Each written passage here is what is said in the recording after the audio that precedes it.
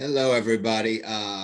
Welcome to the 300th running of the Dyer Literary Series, and I'm gonna show you some fun stuff right now since I have prepared. Well, I've prepared, but am I ready? I've prepared, but not really prepared. Oh, for crying out loud! Please, there we go. All right, can you all see this? Yes. I wrote this in 2011. Wow. What the fuck just happened?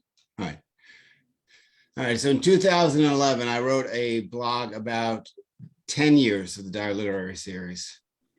All right, so the Dyer Literary Series is a laid-back series, not like you've ever experienced. If you need to use the bathroom, please get up. It's in the back to the right. If you need to smoke, please go outside anytime you wish. Readers, the door may open up during your reading, and the cooler might make noises from the ice when I pull beer out for someone, so don't freak out about it. Also, if you'd like a beer, raise your hand and I'll bring you one. That's me, the host, and that's how it starts. That's how it always starts. So December 5th in the year 2000, I put out an ad that said, if you're a published writer and live or can travel to the Boston area, I need authors interested in becoming featured readers at the Cantab Lounge on a Thursday night. Advertising for your event will be in the Boston Globe, Boston Herald, the Improper Bostonian, and the Boston Phoenix. All interested, please email me. At first, there were two hosts, me and John Bailey. We had a wacky idea that we're going to perform a variety show with music, readings, and comedy. There was no Facebook, but there were newspapers and paper flyers to tack up. John and I had planning meetings. We needed a name for the event, so we went to a bar in Burlington and drank. What we came up with was reflected the dire need for a series of this type, but it also reflected the amount of drinks we had. Thus, the original name, still found on the web address, Gager..com, was the Dyer Reader. Within the first year, the series needed to be taken seriously, so I just called it the Dyer Series. Wait, how come we're going to Stuart's house? Cuz I've heard he's got diarrhea. That's right. Anyway, the Dyer Reader occurred in February 2001. I have one picture at the event, me drinking a beer, and the event featured Alex D'Souza, who didn't read, but instead acted a short version of her play, Single Wet Female. And this is from the very first event in 2001.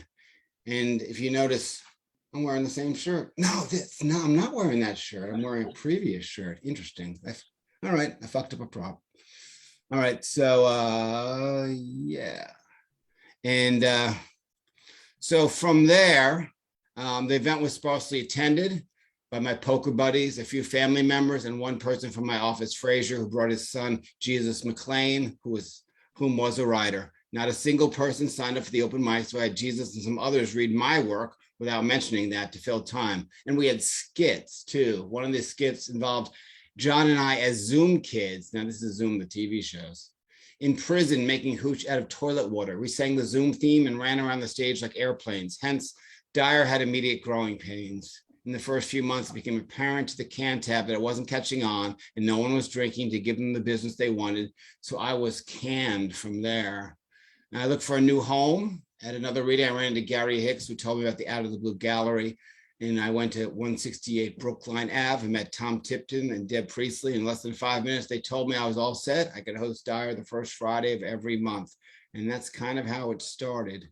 And how it finished, the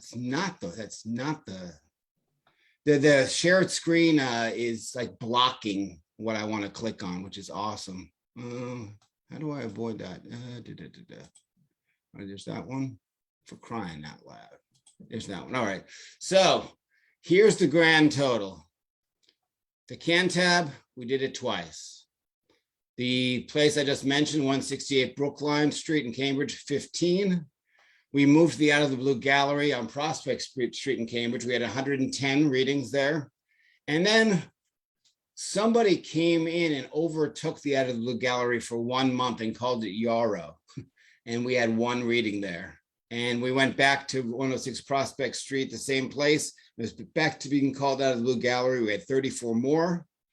We had 38 readings at the old Blockbuster Video Place, the big gallery on Mass Ave in Cambridge. We did 7 at the Middle East. We did 1 at Zuzu in Cambridge. We did 3 at the Center for the Arts at the Armory, and I ended it in 2018, and we've done 90 and counting virtual. So here we are, big number 300. So that's what I got. So there's the history of, yes, wipe away those tears, everyone. All right, so next up, we're going to do the all open celebration. So everybody ready? And I think I'm gonna call on people as they appeared tonight. So 3 to 5 minutes, and let's start with Edward Gault. Okay, thank you. This one is called Saying Goodbye. When her daddy pulled to the side of the road, she took me out and walked me to the telephone pole and tied me there. She was crying now. She told me that I was her best friend in the whole world, in the whole wide world, but she couldn't keep me anymore. Her daddy lost his job. His boss had moved the plant to a faraway country. She didn't know where. They had to move to Grandma and Grandpa's place until he could find another one. She said goodbye. She said she hoped I might be able to find her someday after one of those long journeys like the kind she saw in this movie once. She would be coming home from school one day, and there I'd be on the porch waiting. She would be looking out for me every day, hoping she would always remember me for as long as she lived, she promised. Her daddy called from the car. They had to go now. She hugged me, then left without looking back. I watched the little cloud behind the car as it became a little speck on the horizon. Thank you. Thank you very much. And thanks for joining us. Next up, Barbara, you going to read something for us? I'm going to put everyone on the spot. I guess. I wasn't planning on it, but I just opened my book, Kindle version, and it's at the beginning of a chapter. So I'll read from that, but will you stop me at 5 minutes? I don't know how long it's going to go. All right, I will scream like a Fisher cat. Yeah, please do, because I don't want to go over. But anyhow, it's chapter 12, A Day in the Life of a Heroin User. And it starts with a quote. For many people who take this substance, heroin is more about avoiding or numbing pain than feeling good. Compared to other drugs such as alcohol, marijuana, cocaine, and meth, heroin is taken less for recreational and social reasons and more for self-medication. I won't read who said that. It's a big, long name. Here is what Kevin, Anthony, and their friends taught me about what life with substance use disorder was like for them. After using heroin opiates for a while, you build up a tolerance to it. You need more each time to generate the same high you had in the beginning. Eventually, you aren't even getting high, but you must keep using to stay well and avoid the horrible effects of withdrawal symptoms, also known as being dope sick. You want your family and old friends back. You want to be invited to Christmas dinner, family events, or to hang out. Your new friends are other users. No one else wants to be around you. You've committed crimes and done things that cause shame and humiliation. It's likely you have at least one felony and have done jail time, or worse yet, prison time. Some people treat you as if you are a lowlife who is getting what they deserve. Most people have given up on you, and it hurts. You're aware that you've messed up your life and promise yourself that you will no longer be controlled by heroin. Heroin is your enemy, disguised as your best friend, your lover. You hate what it's done to your life, but love how it makes you feel and don't want to live without it. Every night when you go to bed, you vow that tomorrow will be the day you stop using. When you wake up in the morning, you feel the early signs of dope sickness. You may have a runny nose, restless legs, sensitivity to touch, or sore muscles. These are mild annoyances compared to what you know is coming if you don't put some opiates back in your system. If you don't use, the hell of full-blown dope sickness is inevitable. Each new day, it's a race against the clock. In a matter of hours, your symptoms will worsen. You'll feel nauseous and may vomit or have diarrhea, and your body aches will be extremely intense. A lot of people say they felt so sick they wish they were dead. You have only one focus, getting more drugs. Once you get your hands on some and shoot up or smoke it, you'll feel better instantly, and all will be well with your world, and you can continue with your day. You've tried to detox countless times before, but have rarely been able to get through it on your own. For a successful detox, you need medication to lessen your symptoms. If you don't have insurance or money to pay to go to medical detox, you suffer through it. Often you decide to just get enough heroin for today so you can feel well. You tell yourself that you can start to detox tomorrow. So now you must go on a mission to obtain more drugs, which could take a few hours or all day. The longer it takes, the worse you feel, so time is of the essence. The most difficult part of this process is getting the money to buy the dope. There aren't many legal or moral ways to get your hands on cash immediately. In today's world with apps like Venmo, it's not always necessary to have cash in hand. It's safer for the buyer and the dealer to not have a lot of cash on them in case they get pulled over. If you get pulled over and they find a gram or less of heroin, you get charged with possession of a controlled substance. If they also find a scale or a wad of cash, they can bust you for sales, a felony that gets you years in prison. Either way, cash or an app, you still have to find the money. Stealing is the most popular method. You can steal from family, friends, retail stores, unlocked cars, and other users. You can steal jewelry or other items to pawn, hot items that are trending to barter with, or credit cards to buy. Steal my gas card and offer to fill people's gas tanks for half the normal cost if they paid him cash. He collected a lot of money that way. And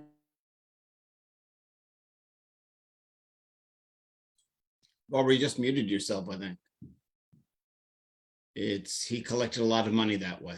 Okay, and then I figured it out. Should I keep going or am I close? You have about a minute if you'd like to. I'll just read one last paragraph. Okay. After obtaining the money for the day's purchase, it's time to find the drugs. Most substance users have at least one consistent dealer or connect, and several backup cases in case that dealer is in jail, out of product, or simply not answering the phone that day. I'll just end there. Thank you, Barbara. You're welcome. Can't wait to read the whole book, even though I did read the whole book. Can't wait for you to feature. All right.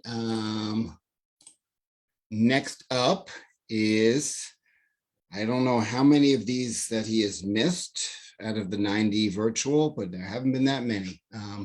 A man of many books, Mr. Jon Wesick. Thanks, Tim. Yeah, I even remember the live one. I hooked up with you at the Middle East and also, some of the Somerville art centers. Bad Cliff Notes, a separate piece by John Knowles. While war rages in Europe, Gene Forrester shares a room with his friend Finney at a boarding school. Gene is bookish and introverted, while Finney is outgoing and athletic. Meanwhile, Lieutenant Rocco Williams parachutes behind enemy lines with a company of elite soldiers from the 82nd Airborne. His mission, infiltrate the Cougar's lair and eliminate Professor Dr. Gerhard Schroeder, chief architect of Hitler's atomic bomb project. The only other soldier in the company who knows the objective is Sergeant Derek Chainsaw McGurk. McGurk got his nickname from the way he handles a Browning automatic rifle. He demonstrates this when the company encounters a German patrol not long after landing. Unfortunately, Lieutenant Williams gets wounded in the battle. They make their way to a nearby village and rendezvous with the local contact. Not only is Ilsa smoking hot, but she's Professor Dr. Gerhard Schroeder's daughter. She informs Lieutenant Williams that the good professor wishes to defect, so the lieutenant changes the plan. Dressed as laborers, the company infiltrates the Cougar's lair. SS Hauptsturmfuhrer Girdle suspects the new arrivals. Sergeant McGurk replies to questioning in fluent Italian and states that his comrades are all deaf mutes. Girdle tests this by firing his Luger next to Lieutenant Williams' ears. Satisfied, Girdle lets the company continue. It's no skin off his nose, as the half-life for survival in the Nazi plutonium mine is less than 24 hours. In the mine, the company incapacitate their guards with dozens of kicks to the face they learned from a Muay Thai boxer who'd fled Japanese persecution. Taking the guards' MP-40 submachine guns, they make their way to the professor's office, but with Girdle and a team of Nazis hot on their trail. Not only is Isla smoking hot and Professor Dr. Gerhard Schroeder's daughter, but she's also an excellent pilot. Lieutenant Williams and the company remain behind to provide cover fire, while she, Professor Dr. Schroeder, and Sergeant McGurk make their way to an Arado AR-234 jet bomber parked on the runway. The three take off in the bomber. Sergeant McGurk uses his machine gun skills to become an ace in just 15 minutes by downing a half-dozen Messerschmitt 109s. Despite some tense moments with hundreds of RAF Spitfires, Ilsa lands the jet in London and delivers her father and the latest Nazi technology to the Allies. Lieutenant Williams and the rest of the company receive posthumous Bronze Stars for bravery. Back at the boarding school, Finney falls out of a tree or something. And wait, there's more. Bad Cliff Notes, Lord of the Flies. An airplane full of boys crashes on a deserted island. The survivors include Ralph, Piggy, and Jack. Meanwhile, having been left for dead, Lieutenant Rocco Williams and his company of elite soldiers from the 82nd Airborne fight to the last bullet and dispatch several Nazis with kicks to the face before their capture by SS Hauptsturmfuhrer Girdle. Instead of executing his prisoners as spies, Girdle transfers them to the infamous Stalag Luft 17. Alone in his officers' quarters, Lieutenant Williams marvels at his good luck, especially when visited by Dr. Hannah Winkler. Not only is she smoking hot, but she can't resist Lieutenant Williams' animal magnetism. After treating his wound, the two get busy. During their lovemaking, Hannah gives Lieutenant Williams a playful nip on the neck. The next day, Lieutenant Williams develops an aversion to sunlight and a thirst for human blood. When the commandant transfers him to a barracks with his men, Lieutenant Williams devours them in a feast of gore. Hannah later explains that she turned him into a vampire like herself in an experiment to learn how to make Hitler immortal. She confesses that she's fallen in love with him, so the two escape to Hamburg, where they prey on civilians trapped in the chaos of nightly bombing raids. Unwilling to live a life of ease while his countrymen are dying, Lieutenant Williams makes his way to Normandy to feed on Germany's best generals and thus make the D-Day invasion possible. Back on the deserted island, the boys descend into anarchy until somebody rescues them. Thank you very much. Thank you, John. That was an original take. I don't remember those parts of those books somehow. Well, you need to go back and read them. All right. Next up, a former feature, both live and virtually, Mr. DeWitt Henry.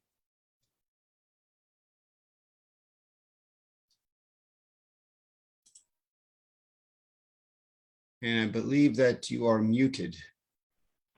Okay, how's that? It's good. We're good? We're good? Okay. This is called the Birdly. The full body fight simulator has a tiltable bench like an examination table. Lower yourself to knee pads. Lie spread eagle with arms and hands on flappable paddles. Sit on VR goggles. Raise face to fan. Get strapped in. And you're flying. Lean left and dip. Flap arms and climb. Raise palms and slow.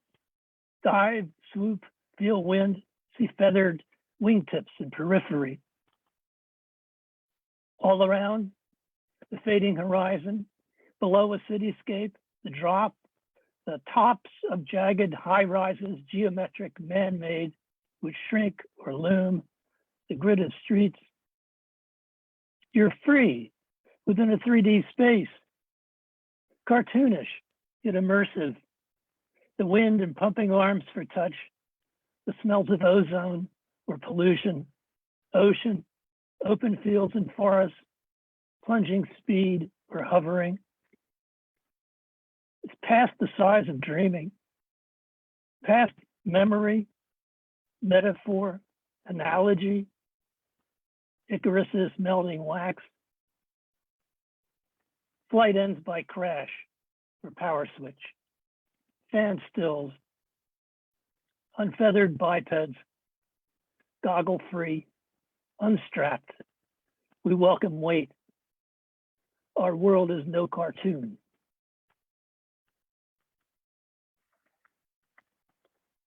I don't know if anybody's ever been on a Birdly. I haven't.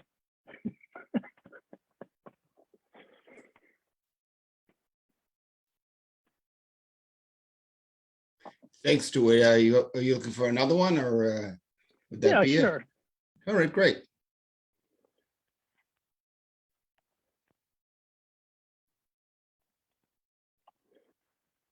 I've been doing a lot of found poems from very prominent writers' books who were part of my thinking. This one's from one by Jamaica Kincaid. It's called Such a Thing. Death happens every day, but when you see the mourners, they behave as if it were so new, this event. Death, dying. Someone you love dies. It has never happened before. After my brother was buried in the warm and yellow clay of Antigua, I resumed a life that his death had interrupted. The life with my own family and the life of having written a book and persuading people to simply go and buy it. I traveled to Chicago for a reading and never told people that I was in a state of pain. I did not know how to explain such a thing. Had never happened to me before. In spite of all the people I'd been close to who had died, I never believed in it. The very fact that they had died, I thought of them as somewhere else. But I had viewed my brother in a plastic bag, unzipped. He did not look like my brother. His hair's uncombed, face unshaven. His eyes were wide open and his mouth was wide open too, as if he were screaming. And the scream seemed to have no break in it. This scream only came out in one exhalation, trailing off into eternity, or just trailing off somewhere, I do not know, or just trailing off into nothing. Someone I did not know I loved had died, and that dying had a closed door quality to it. a falling off the horizon quality to it. The end, and end, nothing. And yet, what to do?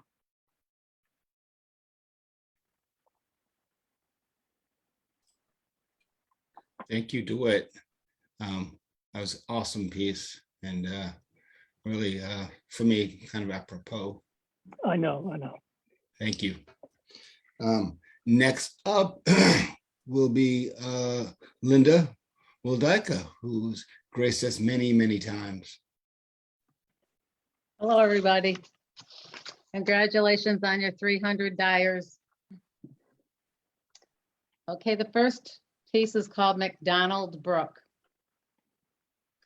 In the middle of McDonald Brook, Cheshire, Massachusetts, a pail in one hand, a small net in the other, balancing on a boulder, stooping low, I stare into the stream, eyeing critters.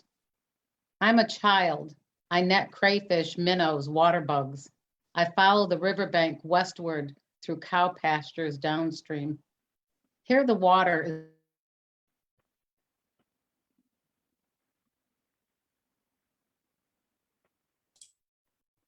We're having all kinds of technical difficulties tonight.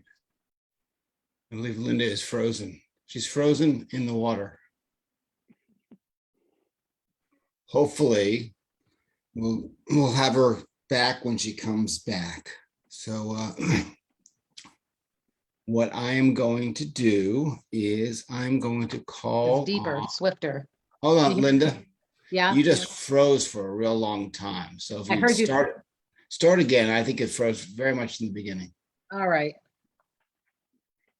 McDonald Brook. In the middle of McDonald Brook, Cheshire, Massachusetts, a pail in one hand, a small net in the other, balancing on a boulder, stooping low, I stare into the stream, eyeing critters. I am a child. I net crayfish, minnows, water bugs. I follow the riverbank westward through cow pastures downstream. Here the water is deeper, swifter. I scoop carp, suckers from their lair, return them. Stormy days when rain poured and the floods arrived, I was afraid. The foundation of the family home aligns with the river's bank. As the water rises, the boulders crash against one another and our house's foundation. The force of the rain, along with its proximity to the bridge outside my window, begs you pack quick and get out before the bridge succumbs to floods. Yet in the decade I lived here, no deluge swept us or the bridge away. Miraculously, water receded once it rose within inches of the bridge. Neither did our house's foundation crumble. To this day, the house still remains. I surmise the water nymphs who flit and flutter above McDonald Brook have always seen to it that my childhood house still stands. I wanted to write something about when I was young, so that was the one. Well, thank you. Thank you so much. And thank you for being here and helping us celebrate. Should I read another one? I don't know how long that took. Oh, sure. Go ahead. Okay, this one's called Whitewash. Color splotches, drip, streak, dab. I watch your brush create.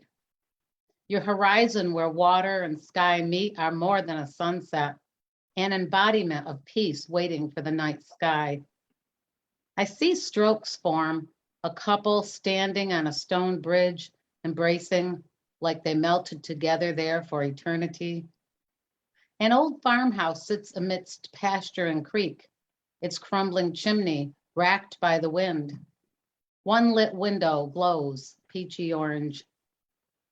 Always your images progress, like your painting titled Husband of Brinois, how this character's white windblown hair and flexed bicep reveal his years of labor, melancholy expression, lips slightly apart, teeth clenched, his hazel eyes affixed on his pasture.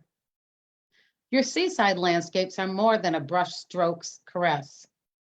I feel the tides ebb and flow, granular sand in between my toes as paint touches canvas, moves the color like a swirling spoon, relocates cream in a cup of joe. I imagine the husband of Brinois displaced, sitting in the farmhouse, waving to me from the lit window. As the light dims, his hand disappears, all fades to gray. The last glimpses of a setting sun. Your stroke of whitewash blinds me, if only for seconds. I turn to find you are gone. I hang your paintings on my wall. Thank you. Thank you. All right, great stuff. Great stuff. And next up, who's on my list? Mr. Jeff Varljen. Hello, everybody. Thanks, Tim, for, I guess it's been about a year since I also joined. I think I joined on this night, whatever the equivalent was this time last year. So, as such, I'm going to read sort of an abridged version of this, I guess, the story that Tim first published in Wilderness House that got me to the group. I abridged it for this thing, make it a little shorter. It's called This Day Among Others. You told me that it felt like it was one of those days where you couldn't seem to wake up. No amount of coffee helped, you said. I asked you if you wanted to go for a walk, and you said no, because that would make you more tired. No energy at all, you said. Oh, I said, and I sat down at my coffee table. That was the day I felt like a cold cut in the back of the deli case. I remember that it was a few weeks after Christmas, and your brother had just gone back to Withville after staying with us for a while. A change of scenery and time to take stock is what he kept telling me. Stock in what's really important in life, he elaborated one time after drinking all of my whiskey. I asked him if he knew how long his stock taking would last, and he just stared at me and he looked at you in the eyes. Just wondering, I said to him. Hey, you can stay here for however long. I'm only making conversation. He threw back his glass one more time to get the ice from the bottom. He told me that the world isn't anything but a random sea. Sometimes you catch men and sometimes men catch you. We all have hooks, he said, in both ends, he said. We hook some and we're also hooked ourselves. When you got home that night, you asked me where all the whiskey had gone, and I told you what had happened. You went, oh, before going back to the bedroom and shutting the door. Keep that tree up, your brother would say when he noticed me staring at it. Still feels like Christmas around here, and it helps me take stock of what matters now. Keep that tree standing like it's the last warm Ebenezer you'll ever see. Your brother slept under the tree, and it said it reminded him of getting his clock cleaned in a bar fight near Marion. I'm here now, he said, and the warm body of this tree buzzes with the tenor of all that the ethereal has to offer me. To you or anyone, you ought to know, he said. I remember having to explain all this to Randall across the street while we still had lights up at the end of January. It's damn near Valentine's Day, Randall said. I think he was waiting for me when he came out of the house. I told you, Randall, we have to take stock of what matters now, right? That's how I responded. I asked you about the lights, and you told me that it didn't bother you to have them up. You said neighbors can have opinions if they want, but we have to be family. There's no wanting involved. It would be only a few more days after that before your brother would be gone. He left without saying goodbye, but he did leave a note that said to keep that tree up a little bit longer, at least until he was back to doing what he did best. I showed you the note, and you asked me if the miracle of Jesus' birth burned a gaping hole in the hearts of the ones who sing at church on Christmas Eve, but can't seem to get themselves back to the door the following Sunday. I told you that your brother rode his motorcycle away from the North Star, both on his arriving and his leaving of us here. It was clear that I worried you, so I went and watered the tree. I came back to the kitchen smiling, and you asked me what made me smile, and I told you that no amount of water could stop a rootless fir from withering away. And I started laughing when I thought about the tree as a carcass that we dolled up with shiny bulbs and patterned strands of popcorn and cranberries, like when we were getting your grandmother's body ready for the wake. Her pearls were red and white, I said. You said carcass isn't the word I'd use for either situation, but you gave me no alternative term that was better. You emerged later from the bedroom and looked at the tree, and you noticed a few presents that were unopened.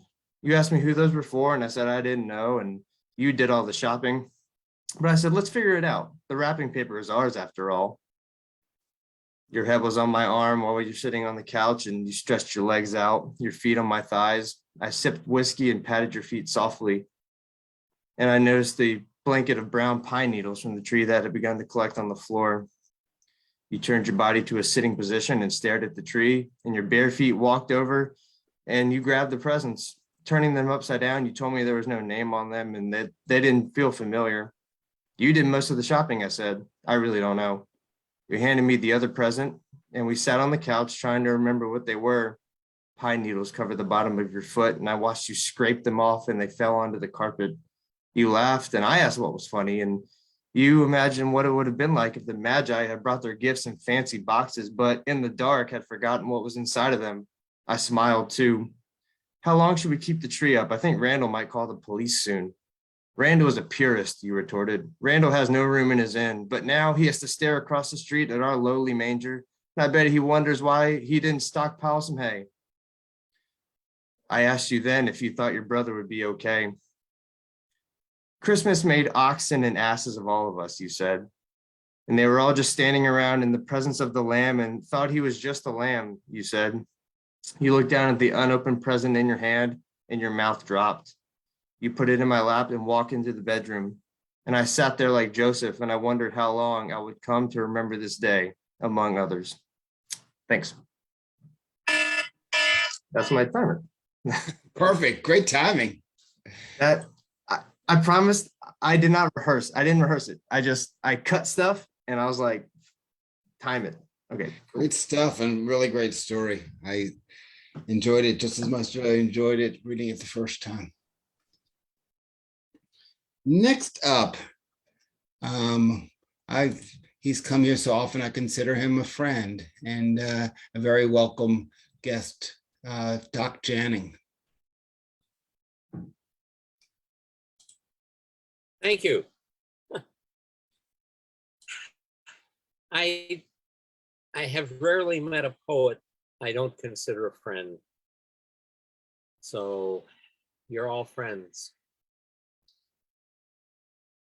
Dream waters flow through time, refracting in rivers of love and hope, resonating in dimensions of infinity.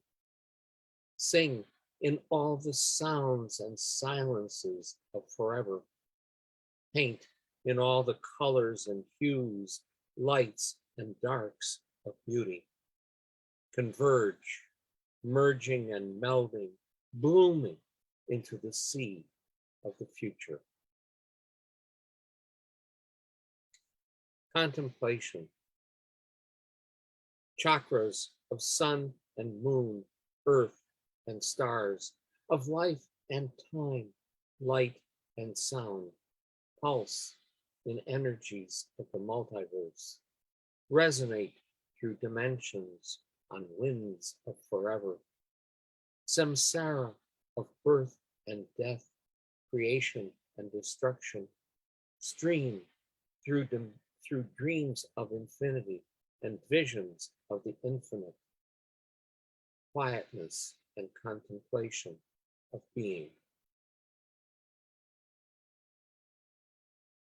Foreshadows. Between worlds, worlds of dream and those of waking. Amid hidden Chthonian depths of eldritch dimensions lie arcane foreshadows of before today, beyond tomorrow, and infinities of today. In empires of imagination, realms of fantasy, and kingdoms of surreal. Mystic ancient forms emerge from echoes of time, and a concatenation of dream and nightmare in eddies of forever. Silhouettes of the known outlined by the unknown, refracting through crystal stars a spectrum of being. Canticles of existence sung on the far side of never. and loving the infinite. Spectrum of memory breathes in revolutions of the moon, traceries of time, and bells of light and shadow, of colors I have never seen, but I have. Reminiscing, it converges in infinities of unknowns, echoes in the heart of silence, refracts in auras of the multiverse, wakes emotions and dreams, becomes silhouettes of forever.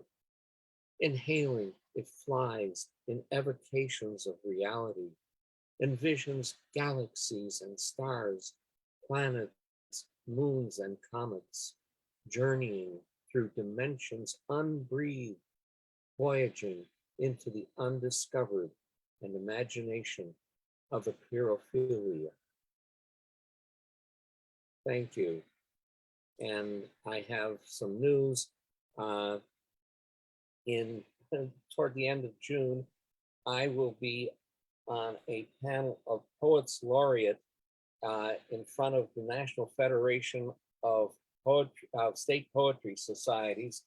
We will be discussing the power of literary citizenship. And then the very next day, I will be hosting / convening a brand spanking new poetry event at the annual Ohio Scottish Games here in the Cleveland area. All right. Well, congratulations. That is good news. Thank you. All right. Next up, he featured a few weeks ago, Elan Barnehama. Thanks, and congratulations. I'm a latecomer to all this, but it's very impressive. 300 episodes. This is a story called Listening In. It was in a journal called Rough Cut Press, and it's part of a new novel I'm working on. And excuse my voice, but I turned into the parking lot of the 7-Eleven on Lincoln Boulevard to get some snacks and sit in my car and listen to people as they walked by and entered and left the store. I was living in Venice Beach for about a month and had made a lot of progress on my new novel, but had not made any headway on new friends. I knew how to get dates online, but I had no idea how anyone made new friends, especially anyone past 50. I spent the earlier part of the evening grabbing spots on my favorite benches along the boardwalk, where I spent evenings eavesdropping on conversations just to hear people talk. I wore my ear pods and nodded my head so it looked like I was listening to music and not being creepy.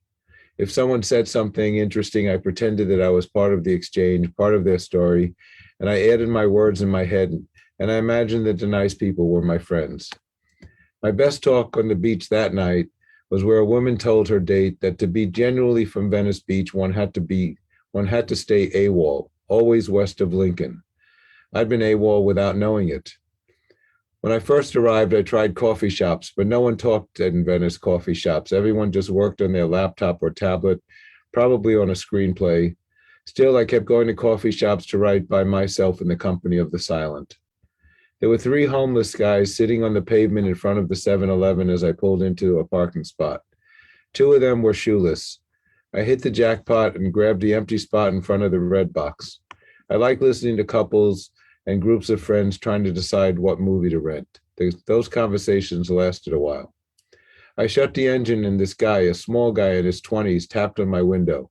I hadn't noticed him coming over. He looked like he'd been sleeping in his clothes for some time. He almost fell onto my window. He was clearly wasted.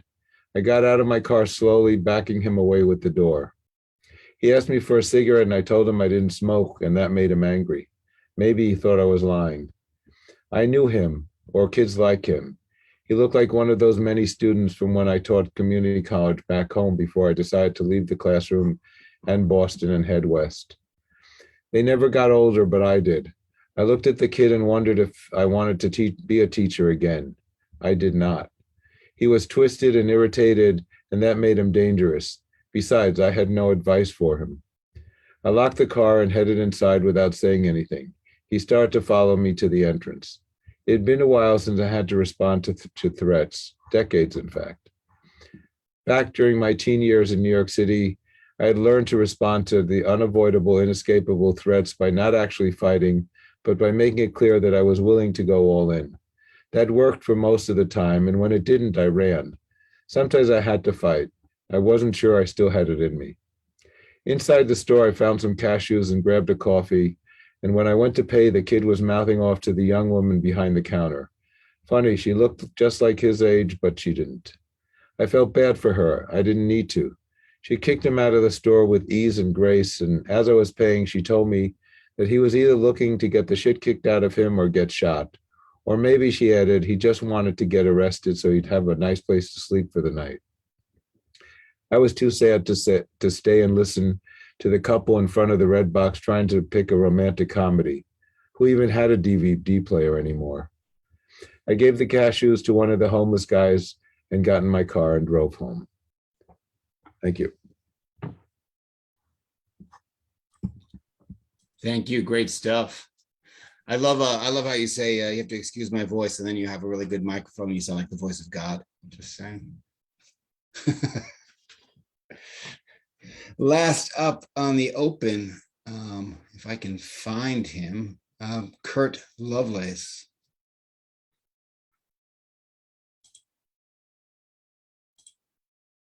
Kurt, are you there? Maybe not.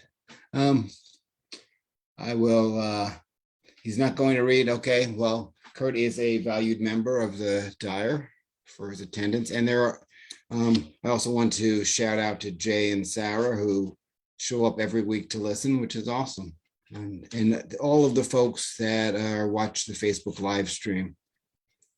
So 90 live episodes ago, I started reading from Joe the Salamander, and I guess I'm averaging 90 about 2.1 pages each time. So I'm going to read from it. And what I need to do is, there we go. So I'm going to read, and I can't seem to get Elan off the screen. Let me see. It's probably, yeah, there we go. How about we do that? Awesome. So chapter 11, and Joe is a junior in high school, and he's the protagonist. He is on the spectrum. His mother, Millie, is married to Adrian, who I realized that a lot of Adrian's characteristics were written with my father in mind. Chapter 11. Millie now traveled with Adrian on 25% of his AON business trips, an increase of around 15%. The rate had started at around 10% when Laura still lived with them, and Millie was able to take time off from her job, usually when Arizona State was on its college breaks and the daycare was closed. I guess I need to fill you in a little bit. Millie's working at Arizona State in the daycare center, and Laura is the family friend. Adrian enjoyed that she came with him because even though she was on her own, taking in her favorite spots at her favorite locations, it indicated the desire to do things with him.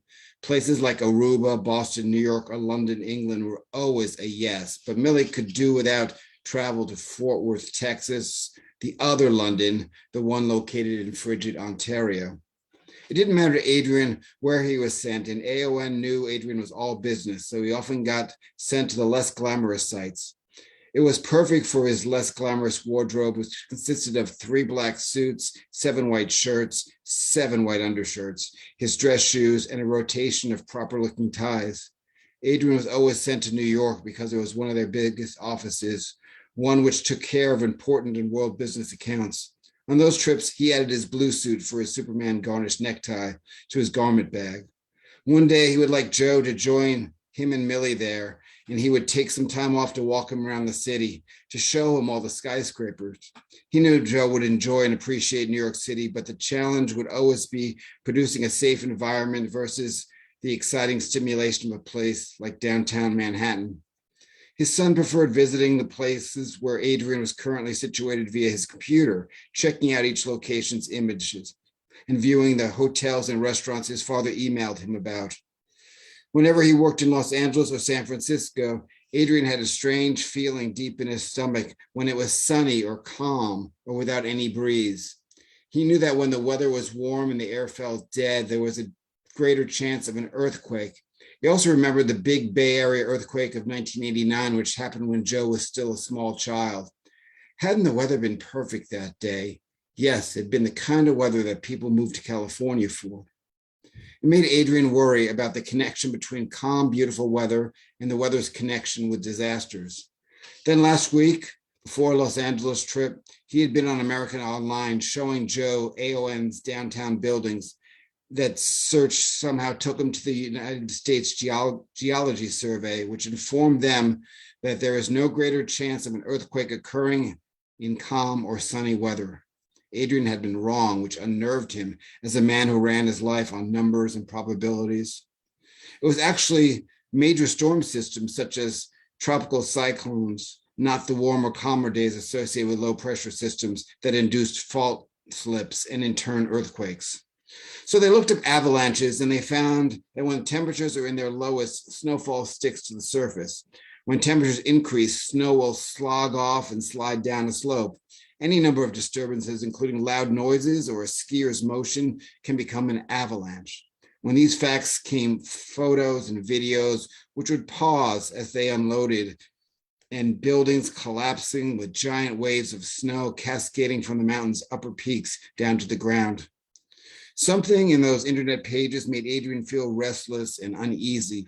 Certainly his trip to Los Angeles would be fine, and he probably was just having a visceral reaction to viewing disturbing images on the computer. Feelings, not facts, he thought.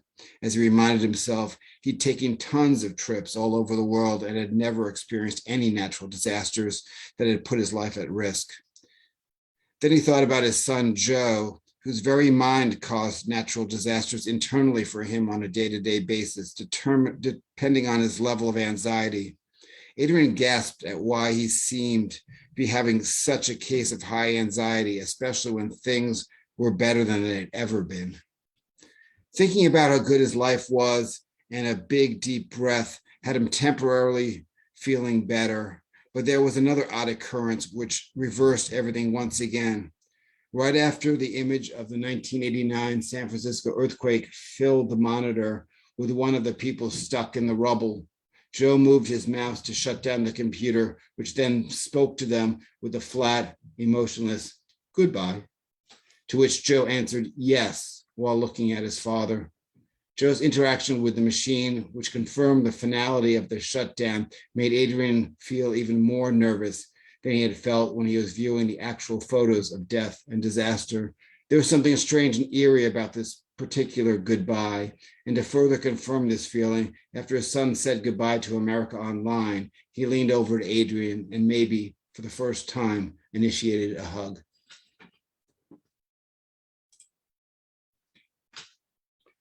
So that's that. Awesome.